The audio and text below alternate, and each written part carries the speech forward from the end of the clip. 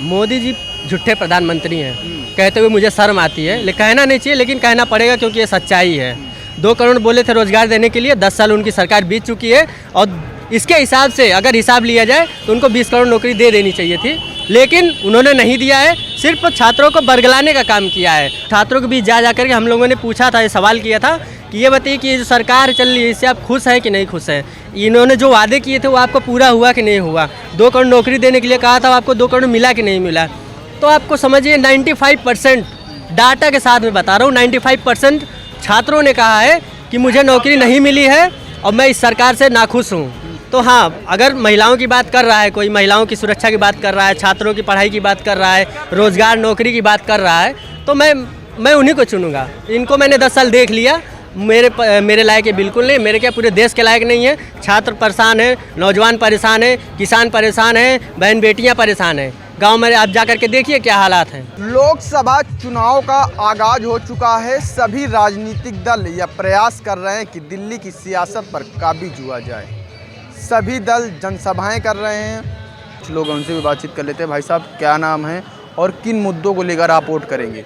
हमारा नाम विराट शेखर है, लखनऊ विश्वविद्यालय के छात्र हैं और मैं एक स्पष्ट बताना चाहूँगा, बतौर छात्र मुझे फ्री शिक्षा चाहिए, सरकारी नौकरी चाहिए, अस्पताल में फ्री इलाज चाहिए। अगर सरकार से, जो मौजूदा सरकार चल रही है, इनसे अगर मैं बात करूं कि आप मुझे नौकरी दीजिए, तो हमें वो जुमला दिखाते हैं कि मैंने ये रोज़गार मेले वाला, जो रोज़गार मेले में जा कर के नौकरी देते हैं वो नौकरी दी। मैं पूछना चाहता हूं सरकार से कि आप ये बताइए कि जो छात्र लखनऊ विश्वविद्यालय में पढ़ाई करता है, 50,000 रुपये सेमेस्टर फीस देता है, उसको आप दे रहे हैं 10,000 रुपये सैलरी वाली एक नौकरी दे रहे हैं, वो भी 10,000 नहीं मिलती है। अच्छा, मोदी जी 2 करोड़ रोजगार देने का वादा किए थे, दिए हैं? मोदी जी झूठे प्रधानमंत्री हैं कहते हुए मुझे शर्म आती है, लेकिन कहना नहीं चाहिए, लेकिन कहना पड़ेगा क्योंकि ये सच्चाई है। 2 करोड़ बोले थे रोजगार देने के लिए, 10 साल उनकी सरकार बीत चुकी है और इसके हिसाब से अगर हिसाब लिया जाए तो उनको 20 करोड़ नौकरी दे देनी चाहिए थी, लेकिन उन्होंने नहीं दिया है। सिर्फ छात्रों को बरगलाने का काम किया है। अगर कोई भर्ती निकलती भी है तो सीधे वो लीक हो जाती है। लखनऊ विश्वविद्यालय का मैं छात्र हूँ। हम लोगों ने वहाँ पे यंग इंडिया रेफरेंडम के नाम से एक मुहिम चलाई थी और छात्रों के बीच जा कर के हम लोगों ने पूछा था, ये सवाल किया था कि ये बताइए कि ये जो सरकार चल रही है इससे आप खुश हैं कि नहीं खुश हैं। इन्होंने जो वादे किए थे वो आपको पूरा हुआ कि नहीं हुआ। 2 करोड़ नौकरी देने के लिए कहा था, आपको 2 करोड़ मिला कि नहीं मिला। तो आपको समझिए 95% डाटा के साथ में बता रहा हूँ, 95% छात्रों ने कहा है कि मुझे नौकरी नहीं मिली है और मैं इस सरकार से नाखुश हूँ। और छात्रों का सीधा सब कुछ मिला करके एक डाटा आता है और वो यही सीधा कहेंगे कि 14 में आए थे, 24 में जाएंगे। अच्छा, युवा हैं आप, क्या सोचते हैं, कैसा माहौल देखते हैं? क्योंकि चुनाव नज़दीक है, ऐसे में क्या देखते हैं आप? जिस तरह से प्रधानमंत्री नरेंद्र मोदी 2 करोड़ रोजगार देने का वादा किए थे, वहीं समाजवादी का भी मैनिफेस्टो जारी हो गया जिसमें बेटियों को मुफ्त शिक्षा की बात कही गई है और आटा और डाटा भी देने की बात कही गई है। जी, तो देखिए, मैनिफेस्टो तो आया है, जाहिर सी बात है, ठीक है, अच्छा बात है, आना चाहिए। इसे बीजेपी भी लेकर के आई थी, लेकिन एक भी काम पूरा नहीं किए। लेकिन मुझे उम्मीद है, मैं उम्मीद ही कर सकता हूँ, बतौर छात्र मैं उम्मीद ही कर सकता हूँ। मैं किसी को जा करके, प्रधानमंत्री बस ऐसे बोलते हैं ना कि अगर मैं अपने बताए हुए फैसले पे अगर खड़ा नहीं उतरूँगा तो मुझे चौराहे बुला करके मारना। लेकिन मैं अब उनके सामने तो मैं जा नहीं सकता हूँ, तो उनको मारने की बात ही नहीं आती है।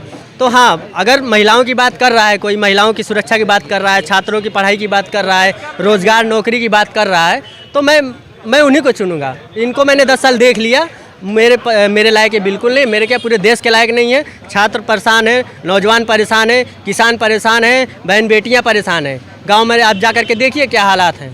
तो इस तरीके से देखा जाए तो सरकार को बदल देना चाहिए पूरी तरीके से। उत्तर प्रदेश के उप मुख्यमंत्री हैं ब्रजेश पाठक, उनका कहना है कि जिस गाड़ी में सपा का झंडा होता है उसमें सबसे बड़ा गुंडा होता है।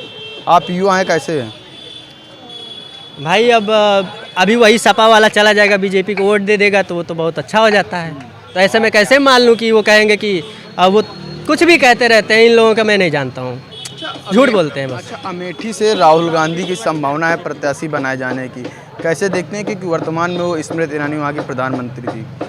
देखिए, स्मृति ईरानी की तो मैं बात ही नहीं करना चाहूँगा, क्योंकि एक महिला याद आती है, अगर उनकी बात नाम लिया जाता है तो एक महिला याद आती है जो सिलेंडर लेकर के सर पे ऐसे घूमने लगती है, कहती है कि सिलेंडर के दाम बढ़ गए, मैं चूड़ियाँ भेजवा दूँगी, तमाम चीज़ें बोलती है। लेकिन आज सिलेंडर जो 300 था, 500 था, 1,000 रुपये चल गया, ऊपर चला गया है, कुछ नहीं बोलती है। अगर कोई महिला के ऊपर सवाल कर दिया जाए तो महिला होते हुए भी किनारे चली जाती है। उनकी बेटी वहाँ पे जाकर के बीच पे अभी खबर आई थी कि वहाँ पे जाकर वो रेस्टोरेंट चलाती है जिसमें ये तमाम चीज़ें जिनको बचाने का काम कहती है कि इनको हम बचाएंगे, वही चीज़ें वहाँ पे बिक रही हैं। तो मैं नहीं मानता हूँ कि ये किसी लायक है या फिर ये इनका आगे और कुछ बढ़ सकता है। ये अब जा करके फिर वो जो पहले सीरियल में काम करती थी वही वाला काम करेंगे। अच्छा, चुनाव जैसे जैसे नज़दीक आता है वैसे से बड़े बड़े राजनीतिक दल हैं वो वादे करते रहते हैं जनता से, कहीं आटा, कहीं डाटा, कहीं 2 करोड़ रोजगार। कैसे देखते हैं? देखिए, सबसे पहले मैं ये बताना चाहूँगा कि आज के जो युवा हैं उनको सबसे पहले ये देखना चाहिए कि क्या सही है। शिक्षा उनको पहले लेनी चाहिए, क्योंकि देखिए जब तक शिक्षा नहीं रहेगी ऐसे ही बड़े बड़े नेता आएंगे, बड़े बड़े वादे करेंगे, बरगलाएंगे और तमाम तरीके से वोट लेकर के चले जाएंगे और लास्ट में क्या होगा, कहेंगे कि मैं तो तुमको राशन दे रहा हूँ 5 किलो। राशन से काम चलेगा?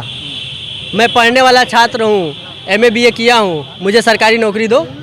क्यों नहीं दे रहे हो सरकारी नौकरी? 2 करोड़ रोजगार देने का वादा। 2 करोड़ नौकरी का देंगे, वो कुछ नहीं देंगे, उनसे कुछ नहीं होने वाला है। उनकी उम्र हो गई है, उनको घर बैठ जाना चाहिए, वहाँ गुजरात में जाना चाहिए, उनकी बीवी इंतजार कर रही हैं। अच्छा जी।